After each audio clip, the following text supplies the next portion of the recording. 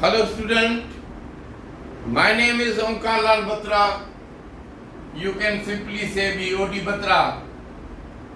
मेरा WhatsApp number 030031999731 और आजकल मैं मेहरान एकेडमी पे काम कर रहा हूँ.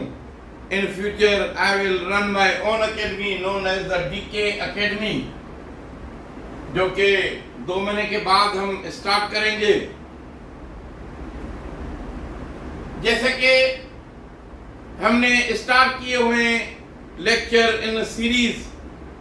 आज का भी लेक्चर जो है वो 9th क्लास के लिए है और बहुत ही इंटरेस्टिंग है और बहुत ही जबरदस्त किस्म का ये टॉपिक है जिसको हम कहते हैं how to balance chemical equation.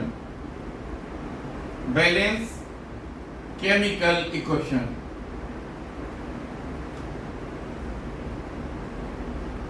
अब ये जो बैलेंस करते हैं हम हिट एंड ट्रायल मेथड पे.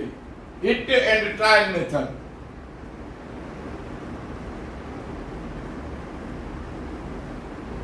अब इसमें हम जब कोई भी इक्वेशन लिखते हैं, जैसे ये इक्वेशन लिखी हुई है, तो इस साइड को हम कहते हैं रिएक्टेंट और इस साइड को कहते हैं प्रोडक्ट.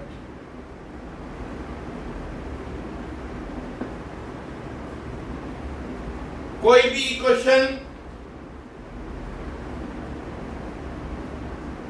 आपको जब दी जाती है, जैसे ये है कार्बन और ऑक्सीजन की, तो ये अगर कार्बन मोनोऑक्साइड है तो ये अब एक बैलेंस इक्वेशन है. इक्वेशन का बैलेंस होना बहुत जरूरी है कि जितने रिएक्टेंट में एटम हो उतने ही प्रोडक्ट में हो. तो इसको हम कहते हैं कंजर्वेशन ऑफ मास.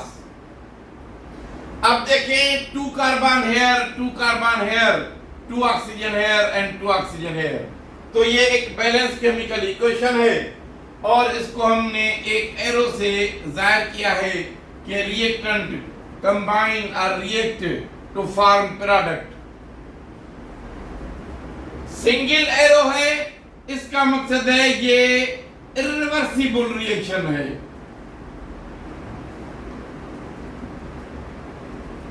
यानी रिएक्टेंट कंज्यूम होके प्रोडक्ट बनाएंगे, ये वापस नहीं आएंगे.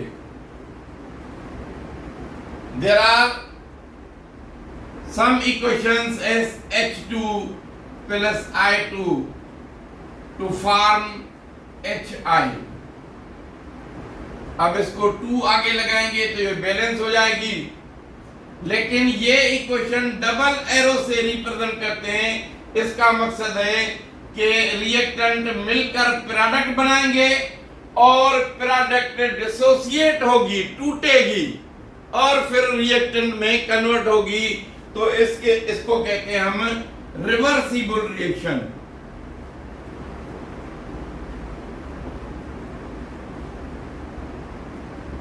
तो अब देखें कुछ इक्वेशन होती हैं, जैसे ये है N2 प्लस 3H2.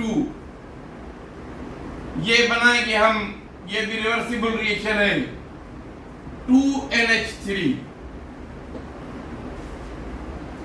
ये यहां पे कुछ नहीं, इसका मकसद है 1. यहां पे 3. ये 3 क्या है, इसको हम कहेंगे कोएफिशिएंट या सिंपली कोएफिशिएंट. क्या है, यहाँ पे ये 3 मोल हैं, ये 1 मोल है, ये मिलकर 2 मोल अमोनिया के बना रहे हैं. तो जब आप इक्वेशन को बैलेंस करेंगे तो एक तो हिट एंड ट्रायल मेथड हो गया. इसमें भी अगर हम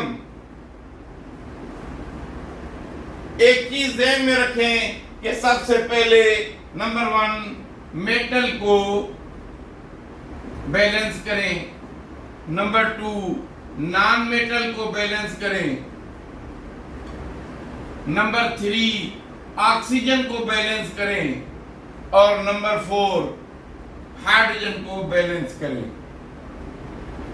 अब जब हम कोई भी रिएक्शन लिखते हैं, जैसे हम ये कहें कि ये कार्बन या methane gas react with oxygen, तो ऑक्सीजन ऐसे नहीं लिखते बल्कि मॉलिक्यूलर फॉर्म लिखते हैं।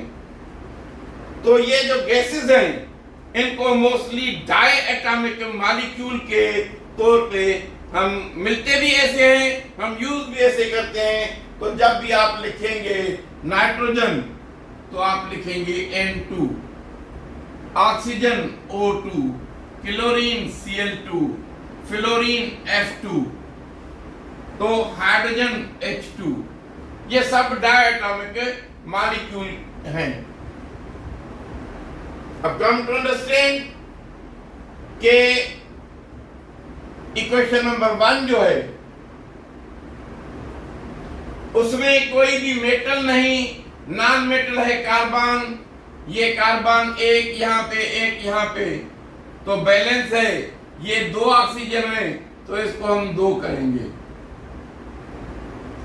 जब हम इसको 2 करेंगे तो ये कार्बन का नंबर 2 हो जाएगा। ऑक्सीजन बैलेंस हो गया है तो ये 2 यहां पे लगाएंगे। अब इसमें कोई मेटल नहीं है। इस इक्वेशन को देखें, KCl, ये K मेटल है, ये इक्वल है।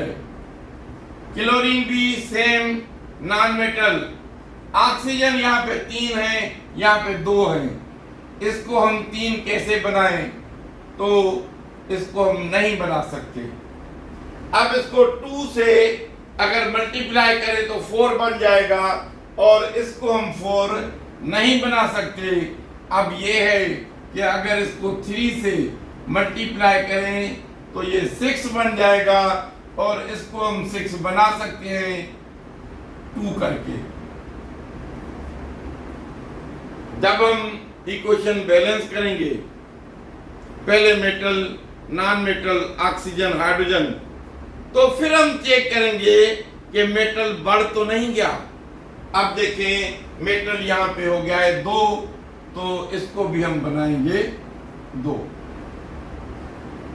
अब फिर चेक करेंगे 2 potassium, 2 chlorine 2 and oxygen 3 into 2, 2 into 3 6।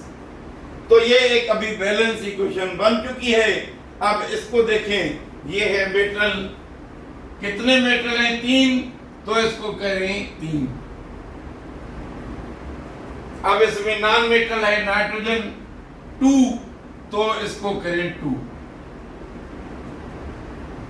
अब देखिए ऑक्सीजन कितने हैं?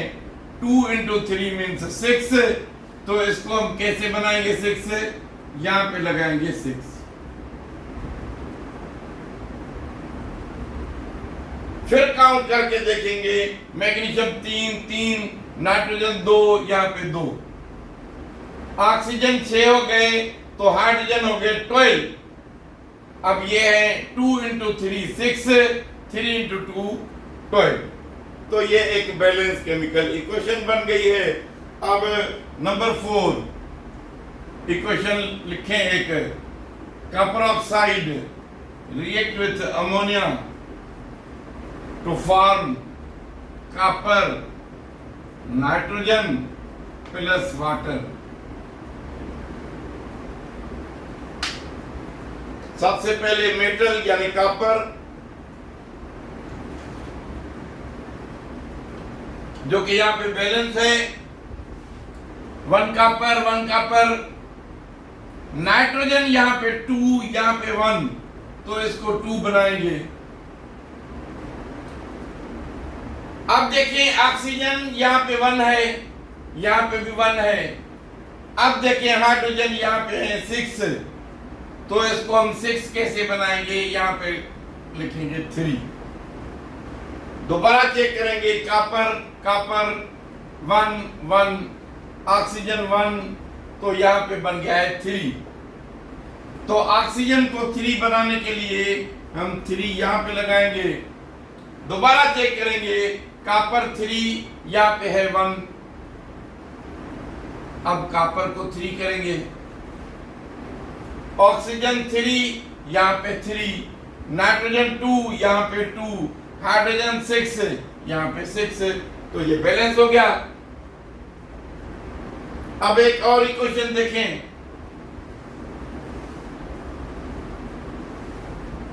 ये है MnO2 और MnO2 रिएक्ट विथ HCl, तो ये जब HCl से रिएक्ट करता है तो ये बन जाता है MnCl2, यहाँ पे लिखते हैं।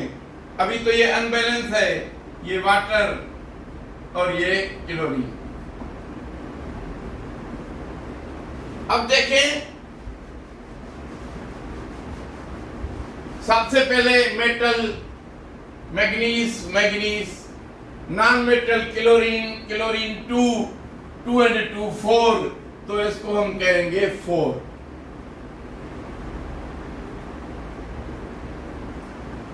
उसके बाद ऑक्सीजन 2, यहाँ पे है 1, इसको कहेंगे 2। हाइड्रोजन यहाँ पे है 4, यहाँ पे भी है 4। दोबारा देखें, Mn1, ऑक्सीजन 2,